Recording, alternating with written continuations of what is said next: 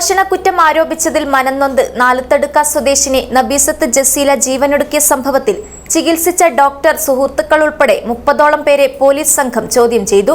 Vidyanagar inspector K P. ഷൈൻകുമാറിന്റെ നേതൃത്വത്തിലുള്ള സംഘമാണ് case അന്വേഷിക്കുന്നത്. സ്വർണ്ണമോഷണക്കുറ്റം ആരോപിച്ചതിൽ മനംനൊന്ത് നാലുത്തടുക്ക സ്വദേശിനി നബീസത്ത് ജസീല ജീവനൊടുക്കിയ സംഭവത്തിൽ പോലീസ് അന്വേഷണം ഊർജിതമാക്കി.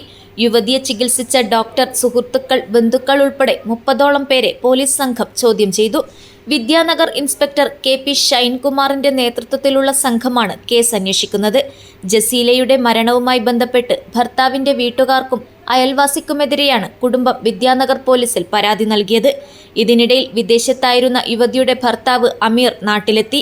ഇവരെയും ചോദ്യം ചെയ്യുമെന്ന് പോലീസ് വ്യക്തമാക്കി. കഴിഞ്ഞ ഞായറാഴ്ചയാണ് ജസീല നാൽത്തടുക്കയിലുള്ള വീട്ടിൽ വച്ച് എലിവിഷം കഴിച്ചത്. ആശുപത്രിയിൽ ചികിത്സയിലിരിക്കെ വെള്ളിയാഴ്ച മരണപ്പെട്ടു. ബോവിക്കാനം പൗവലിലെ ഭർതൃവീട്ടിലാണ് ജസീല താമസിച്ചിരുന്നത്. 9.5 പവൻ സ്വർണം കാണാതായതുമായി ബന്ധപ്പെട്ട് അയൽ വീട്ടുകാർ ജസീലയ്ക്കെതിരെ ആദൂർ പോലീസിൽ പരാതി നൽകിയിരുന്നു. എന്നാൽ പോലീസ് അന്വേഷണത്തിൽ ജസീലയ്ക്കെതിരെ തെളിവുകൾ കണ്ടെത്താനായിരുന്നില്ല. News bureau, Cherkala.